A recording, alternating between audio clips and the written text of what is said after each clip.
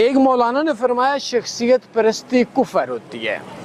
آج پاکستان ایک ذلیل قوم بن رہی ہے دن بدن، سیاسی طور پر شخصیت پرستی میں، مذہبی طور پر شخصیت پرستی میں، اور اپنے من پسند لوگوں کا اگر وہ کوئی تحریک انصاف سے تعلق رکھتا ہے، عمران خان وہ اچھا کرے وہ برا کرے، اس کا کام ہے عمران خان کی شخصیت پرستی میں اس کا دفاع کرنا۔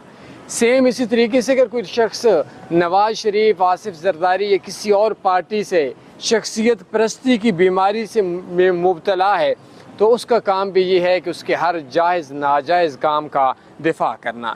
اگر آپ لوگ بھی شخصیت پرستی میں ہی ڈوبنا ہے تو پیسے کی شخصیت پرستی سٹارٹ کر لو۔